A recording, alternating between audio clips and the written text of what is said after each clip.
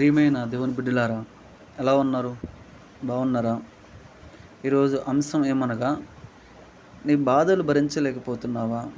కుటుంబ బాధలు, అనారోగ్య సమస్యలు, ఆర్థిక సమస్యలు, అప్పులు బాధలు, ఇలా రకరకాల బాధల చేత, భారముల చేత బాధింపబడుచున్నావా? వాటిని భరించలేక, జయించలేక దినదినము కృంగిపోతున్నావా? ఇలా ఎంతకాలం భరించాలని నీలో నీవే మదన పడుతున్నావా? అయితే నీవు కలిగి ఉన్న భారముల నుండి, బాధల నుండి విడిపించడానికి ఓ చక్కని మార్గాన్ని నీకు తెలియజేయాలని ఆశిస్తున్నాను. ప్రియమైన దేవుని బిడ్డలారా, యేసేపు చిన్నవాడే కానీ దేవుడు తన పట్ల కలిగి ఉన్న ప్రణాళికను కళ్ళ ద్వారా తెలియజేస్తూ, దేవుడు తన పనిని యేసేపు జీవితంలో ప్రారంభించినప్పుడు ఎన్నో కష్టాలు వచ్చినవో, ఎన్ని అవమానాలు ఎదుర్కోవలసి వచ్చినో మనకు తెలుసు కదా. అలానే కొన్నిసార్లు దేవుడు తన చిత్తమును, ఉద్దేశమును నీ జీవితంలో ఉద్దేశించినప్పుడు అనేక కష్టాలు, నష్టాలు, శ్రమలు, అవమానాలు ఎదుర్కోవచ్చు.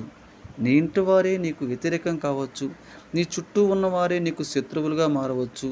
యేసేపు జీవితాన్ని గమనిస్తే అంత సవ్యంగా, సంతోషంగా, సమాధానంగా సాగుతున్నప్పుడు ఎందుకని సొంత అన్నలే తన మీద పగబట్టవలసి వచ్చింది? తనను బహుగా ప్రేమించే తండ్రి గద్దించవలసి వచ్చింది.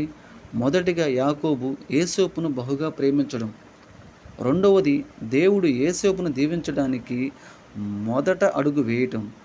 ఏమిటి ఆ మొదటి అడుగు? కళ ద్వారా దేవుడు యేసేపును ఎంతగో దీవించబోతున్నాడు తెలియజేయడం. అవును, దేవుడు తన పనిని యేసేపు జీవితంలో ప్రారంభించినప్పుడు యేసేపు జీవితంలో కష్టాలు ప్రారంభమయ్యాయి. ఒకవేళ నీ జీవితంలో కూడా నువ్వు దేవుని నమ్ముకున్న తర్వాత, నీ జీవితం మార్చుకున్న తర్వాత, దేవుని చిత్తాన్ని చేయాలని నీవు తీర్మానం తీసుకున్న తర్వాత నీ బ్రతుకులో కష్టాలు మొదలైనవేమో.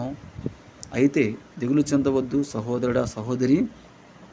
యేసేపును కనికరించి కాపాడి గొప్ప చేసిన దేవుడు నిన్ను కనికరించి గొప్ప చేయుటకు సమర్థుడు.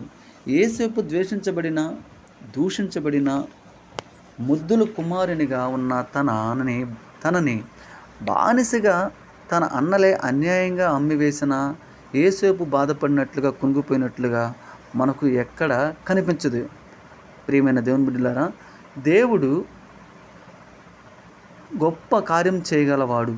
నువ్వు నమ్మిన ఎడల నీ జీవితంలో ఒకవేళ బాధించబడినా, వేధించబడినా, దూషించబడినా కృంగిపోకుండా నిబ్బరమైన మనసు కలిగి యేసేపు వలె ముందుకు సాగిపోవాలంటే ఏం చేయాలి? ఉదాహరణకు గ్లాస్తో నీళ్లు తీసుకుని నీ చేతిని చాపి పట్టుకో. అలా 10 నిమిషాలు పట్టుకున్న తర్వాత నీ చెయ్యి నొప్పి పుడుతుంది. అలానే 20 నిమిషాలు పట్టుకో, నీ చెయ్యి ఇంకా నొప్పి పుడుతుంది. అలా గంట సేపు ఆ గ్లాసు పట్టుకుంటే భరించలేనంత నొప్పి నీ చేతిని ఆవరిస్తుంది.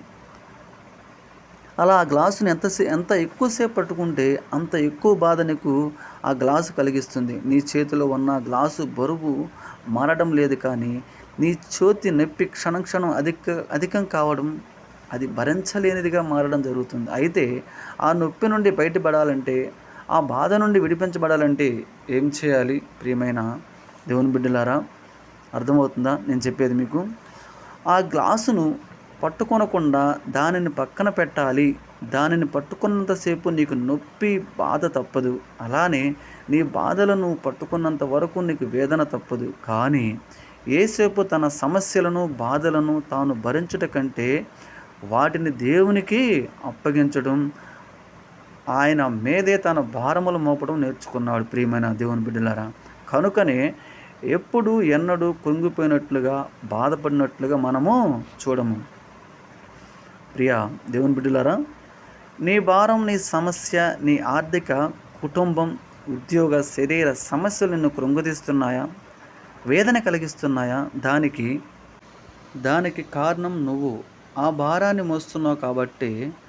కానీ యేసేపు వలె వాటిని దేవునికి అప్పగించినట్లయితే ఆయనే నీ భారమంతయు మోసి నీకు విశ్రాంతిని, విజయము అనుగ్రహించును. అయితే ప్రతి దినము నిద్రించే ముందు నీ భారమంతయు యేసయ్య పాద సన్నిధిలో అప్పగించి ప్రశాంతంగా జీవించే ప్రార్థన జీవితాన్ని ఎందుకు అలవాటు చేసుకోకూడదు? ఒకసారి ఆలోచించు.